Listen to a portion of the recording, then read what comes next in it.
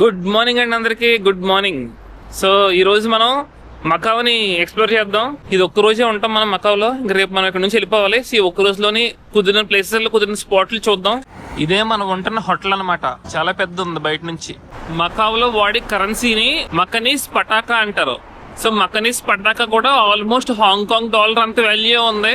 ఒక Hong Kong dollar 11 ఉంటే ఈ మకనీస్ పటాకా 11.5 రూపాయలు ఉందండి. So almost same. వీళ్ళకి ఫైన్స్ ఎక్కువ అండి. అందుకే చూసారా చాలా నీట్ గా ఉంది. హాంకాంగ్ కంటే కూడా నీట్ గా ఉంది. మీరు స్మోకింగ్ చేసినందుకే 1500 మకనీస్ పటాకా అంట. అంటే ఇంచుమించు 15,000 రూపాయలు అయిపోద్ది. ఇంకా ఎక్కువే ఫైన్. అంత ఎక్కువ ఫైన్స్ ఉండడం వల్లే ఎక్కడ చూసినా సరే ఇన్ఫ్రాస్ట్రక్చర్ చాలా నీట్ గా అందంగా క్లాస్ గా ఉంది. ఫుట్ ఓవర్ బ్రిడ్జ్ అనమాట.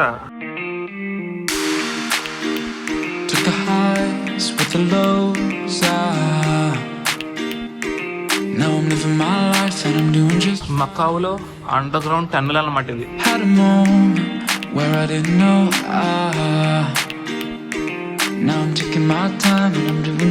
మనం మకావ్ గురించి కొన్ని ఇంట్రెస్టింగ్ పాయింట్స్ తెలుసుకుందాం. మీకు వాస్కో డి గామా తెలుసు కదా. 1498 ఆ టైంలో మన ఇండియాకి సీ రూట్ ఎప్పుడో కనిపెట్టాడు. అతను ఏం చేశాడు, ఇండియాలోనే చనిపోయాడు. 1520s లో ఎప్పుడు చనిపోయాడు. అది పక్కన పెడితే సీ రూట్ ఫామ్ అయిపోయింది. మొత్తం యూరోపియన్స్ కి ఇంకా అర్థమైపోయింది మనం వెళ్ళిపోవచ్చు ఏషియా సైడ్ కి దండయాత్ర చేయొచ్చు అని. సో వాళ్ళు ఏం చేశారు, మన ఇండియాకి ఎలా అయితే బ్రిటిష్ వాళ్ళు తెలుగుగా వచ్చి ట్రేడింగ్ కోసం వచ్చారో అలాగే పోర్చుగల్ వాళ్ళు 1557 లో ఈ మకావ్ సైడ్కి వచ్చారు. ఏంటి బాబు మేము ట్రేడింగ్ చేసుకుంటాం, సిల్క్ స్పైసెస్ ఇవన్నీ మేము ట్రేడింగ్ చేసుకుంటాం అని చైనాతో ఒప్పందం కుదుర్చుకున్నారు. ఒప్పందం అంటే జస్ట్ ట్రేడింగ్ కోసం. చైనా కూడా ఒప్పుకుంది. అంత బాగానే ఉంది కదా, పోలే మనకి పోయిదే ఉందిలే, మంచిదే కదా అని ఒప్పుకుంది.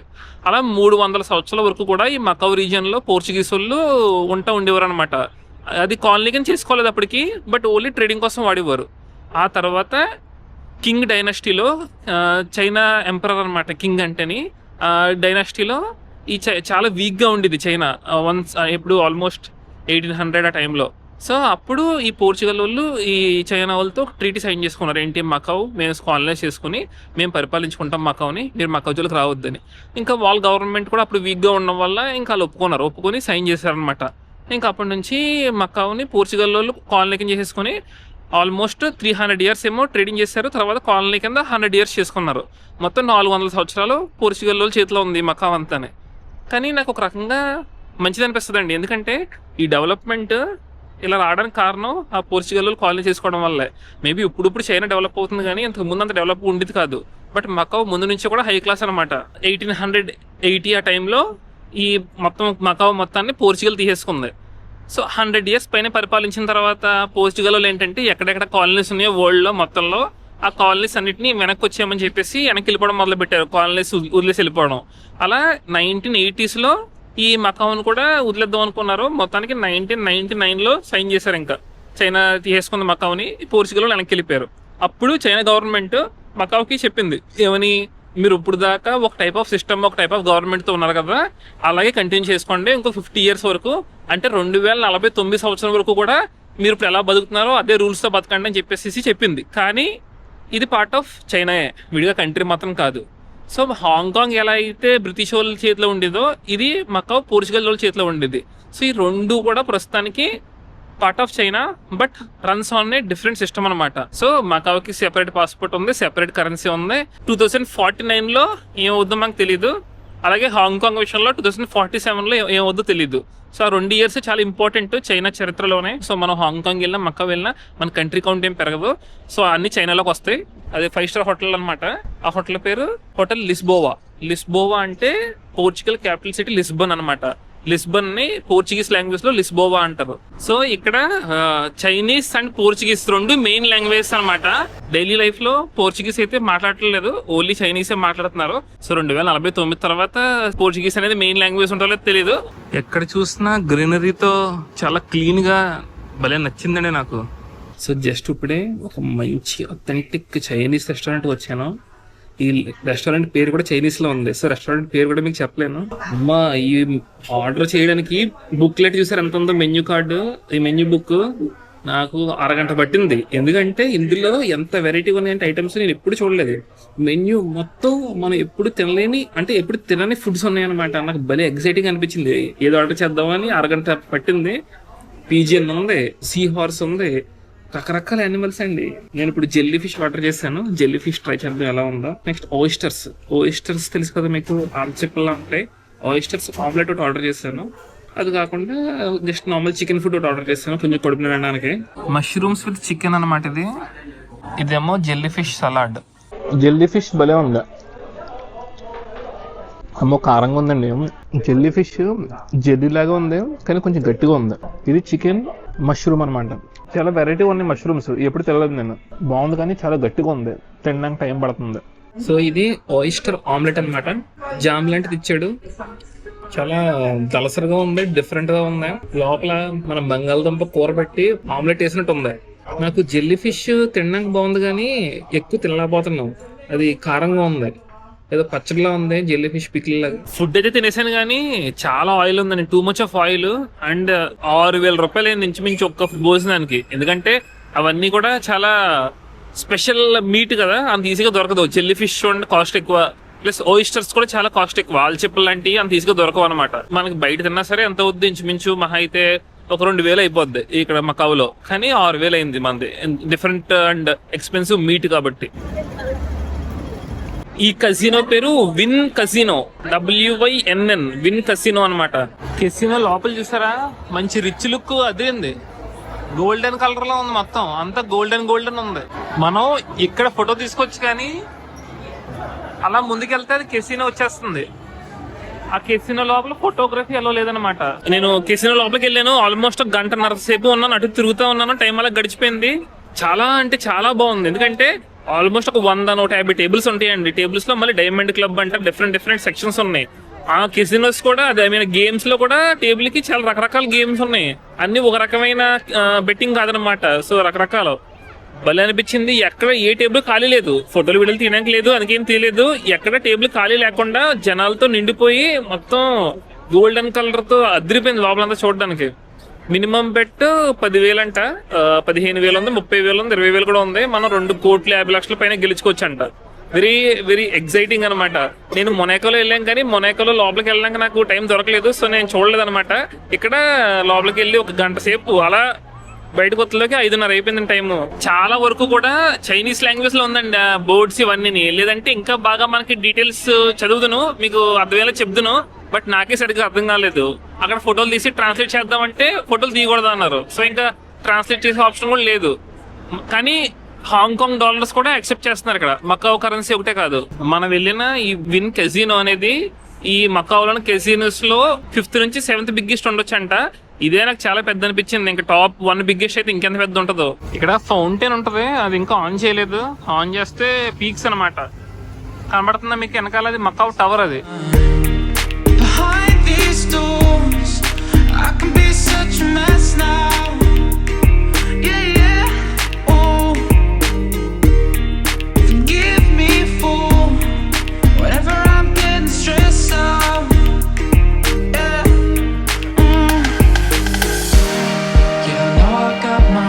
రోడ్లన్నీ చాలా క్లాస్ ఉన్నాయండి బాబు. పబ్లిక్ ట్రాన్స్పోర్టేషన్ కూడా చాలా బాగుంది. చూసారా ఈ కొంచెం లెక్కలోనే ఎన్ని బస్సులు ఉన్నాయో.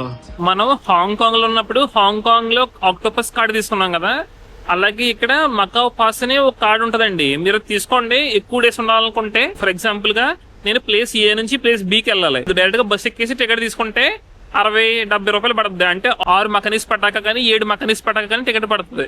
అదే మీ దగ్గర మకావ్ పాస్ కార్డ్ ఉందంటే ఆల్మోస్ట్ మీకు హాఫ్ ప్రైస్ తగ్గిపోద్ది. సార్ రిక్షాలోనే చూసారా, రిక్షాలో నైస్. మామూలు గ్రాండ్ గా లేదండి, అంత హై క్లాస్ బిల్డింగ్ ముందు రిక్షాలో.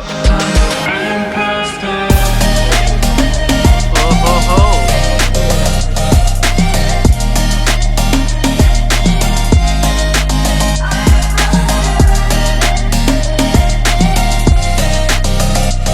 ఇదేమో లిస్బోవా గ్రాండ్ హోటల్ అండి. సేమ్ ఇదే కంపెనీ వాళ్ళది. ఇది కెసినో అనమాట, లిస్బోవా గ్రాండ్ కెసినో హోటల్, లిస్బోవా లోపల అనమాట. ఇది గ్రాండియర్ గా ఉందండి, జిగేలు అంటాం ఎక్కడ చూసినా. ఇక్కడ జనాలు బాగా ఎక్కువ కదా, మీకు తెలిసిందే కదా, మన ఇండియా తర్వాత 2nd populated country China. China వాళ్ళు చాలా మంది ఉంటారు కదా ఇక్కడ. సో ఇది రోడ్ సిగ్నల్ అండి. సిగ్నల్ ఉంది అక్కడ, సిగ్నల్ లైట్లు, కానీ అది సరిపోవట్లేదు. ప్లస్ ఎక్స్ట్రాగా ఇలా చూసారా, మన సెక్యూరిటీలో ఉన్నాడు అతను సిగ్నల్స్ ఇస్తున్నాడు. ఇంకోండి చూసారా, రమ్మని ఆగిపోమని అతను చెప్తున్నాడు అనమాట. అంటే అంత జనం, సిగ్నల్ లైట్ ఒక్కటే సరిపోవట్లేదు. ఓరి బాబోయ్, పెద్ద పీతే.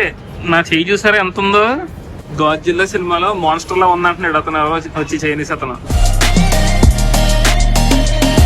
లాబ్స్టర్స్, ఇది యాక్చువల్గా ఒక రెస్టారెంట్ అండి. మనం ఆర్డర్ చేస్తే దీన్ని వండిచ్చేస్తారు, మనకి తినేచ్చు. చూసారా నెట్ ఉంది, సో మనం ఆర్డర్ చేస్తే దీంతో తీస్తారన్నమాట బయటికి. రెడీగా ఉండి మరి ఆహారం అయిపోవడానికి. చూసారు ఇక్కడ టెలిఫోన్ బూత్ లాంటివి కూడా ఉన్నాయి. ఓ పని చేస్తుందండి. హలో,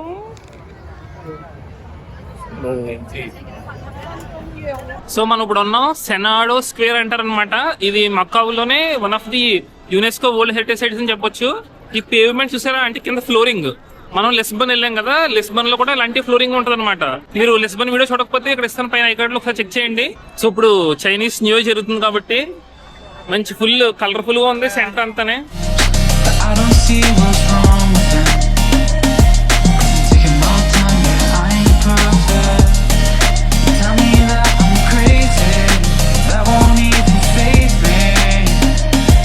దీన్ని పోర్చుగీస్ వాళ్ళు కట్టినా కూడా ప్రస్తుతానికి ఉన్న టైంలో, అంటే ఈ కాలంలో మొత్తం ఏదైనా ఫెస్టివల్ జరిగినప్పుడు ఈ చైనీస్ వాళ్ళు కానీ మకావులో ఉన్న వాళ్ళు అందరూ కూడా వెనకాల చూసారా గ్యాదర్ అయ్యారు. అలా గ్యాదర్ అవడానికి, అంటే మనం చూసామా మన ఊర్లో ఏంటి ఒక అరుగు ఉంటది కదా, రచ్చబండి లాంటిది, అక్కడ అందరూ కలుస్తాం కదా సరదాగా, అలా ఇక్కడ కూడా కూర్చొని మాట్లాడుకుంటారు అనమాట ఈ సెంటర్ లో. చైనీస్ న్యూ ఇయర్ కూడా మన ఉగాది లాగే అండి. కానీ మన ఉగాదిలో ఏంటి, ప్రతి సంవత్సరం కొత్త కొత్త పేరు ఉంటది కదా, ప్రభవనామ సంవత్సరం అలా అంటారు కదా. అలా మన తెలుగు క్యాలెండర్ లో మొత్తం 60 నేమ్లు ఉంటాయి. సో 60 సంవత్సరాల తర్వాత మళ్ళీ ఆ సైకిల్ రిపీట్ అవుద్ది. అలా చైనీస్ న్యూ ఇయర్ లో దీన్ని లునార్ న్యూ ఇయర్ అంటారు. ఇందులో 12 ఉన్నాయి అనమాట. ఒక్కొక్క సంవత్సరం ఒక్కొక్క జంతువుతో పోలుస్తారు. ఈ సంవత్సరం హార్స్ అనమాట. సో హార్స్ న్యూ ఇయర్ అని చెప్పొచ్చు. మళ్ళీ 12 ఇయర్స్ తర్వాత వస్తుంది హార్స్ తో న్యూ ఇయర్. ఇది హార్స్ న్యూ ఇయర్ కాబట్టి ఎక్కడ చూసినా సరే హార్స్ తో డెకరేషన్స్ ఉంటాయి అనమాట.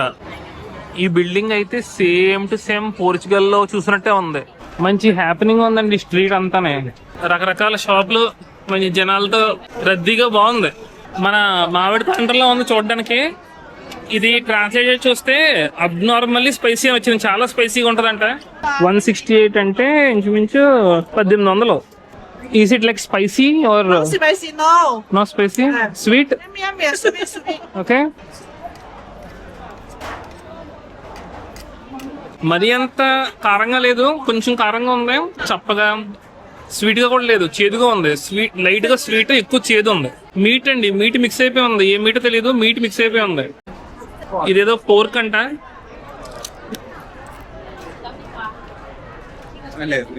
పోర్క్ చిప్స్ లా ఉన్నాయండి, పోర్క్ చిప్స్ అప్పుడల్లా ఉన్నాయి, కానీ విత్ పోర్క్. చాలా రకరకాల షాపులు ఉన్నాయండి బాబు, షాపులు ఉన్నాయి, చాలా రద్దీగా కూడా ఉంది.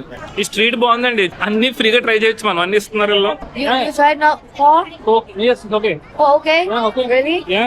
మనం పోర్క్ తింటాం లేదని తెగ చెప్తున్నారు. అంటే చిప్స్ బాగున్నాయండి, ఆకలిస్తుంది.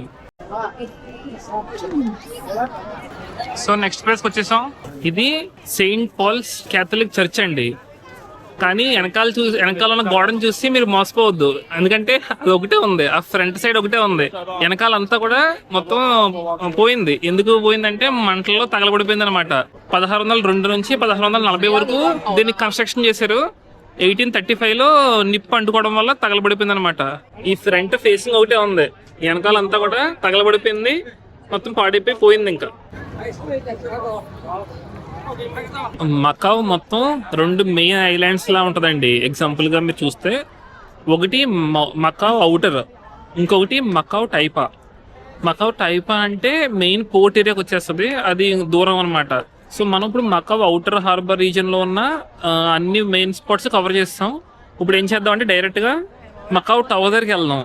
ఇక్కడ ఈ పైన రాస్తుంది కదా, అది ఏంటని చెప్పేసి ట్రాన్స్లేట్ చేశాను. ఇమ్మీడియట్ సక్సెస్ అంట. సో మనం ఈ లోపల నుంచి వెళ్తే మనకి సక్సెస్ వచ్చేది అనమాట. ఆల్రెడీ ఇంతకు ముందు వెళ్ళాను, బట్ ఇది రిటర్న్ వెళ్ళే దారి. సో మనకి డబుల్ సక్సెస్.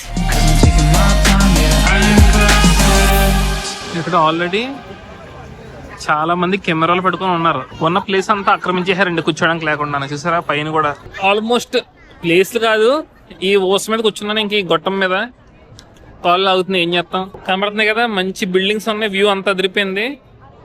ఇక్కడే మకావ్ టవర్ ఉంది. సో మన వెనకాల drone show plus fire works రెండు జరగవచ్చంట. ఇప్పుడు 8:30 అవుతుంది. 9:45కి అంటే గంట పావు కూర్చోవాలి ఇక్కడ. ఫైర్ వర్క్స్ అయితే ఖచ్చితంగా ఉన్నాయంట. డ్రోన్ షో డౌట్ అంటున్నారు. డ్రోన్ షో కానీ ఉంటే 3,888 డ్రోన్స్ వెళ్తాయండి గాల్లోకి. మామూలు ఎక్స్పీరియన్స్ ఉండదు. నేను చైనా డ్రోన్ షో ఎప్పుడు ఆన్లైన్లో చూడడం తప్ప ఫస్ట్ టైం ఎదురుగా ఎక్స్పీరియన్స్ చేయబోతున్నానేమో అనుకుంటున్నాను. లెట్స్ సీ, ఉండాలని కోరుకుంటున్నాను. ప్రాక్టీస్ చేస్తున్నారు అనుకుంటున్నాను. ఉన్నట్టే అండి, ఇంకా ఇలా ప్రాక్టీస్ చేస్తున్నారంటే డ్రోన్ షో ఉన్నట్టే. సూపర్ ఎక్సైటెడ్ అండి బాబు. డ్రోన్ షో వావ్ వావ్ అది. సో ఇప్పటికే ఈ వీడియోలో మకావ్లో చాలా చూస్తాం కదా. సో ఈ వీడియో ఎక్కడితో క్లోజ్ చేసేస్తున్నాను. ఈ మకావ్లో డ్రోన్ షో నెక్స్ట్ వీడియోలో పెడతాను. సో అంతవరకు ఉంటాను. వీడియో నచ్చినట్టయితే లైక్ చేసి సబ్స్క్రైబ్ చేసుకోండి. నెక్స్ట్ వీడియోలో కలుసుకుందాం. ఉంటాను. Take care, bye.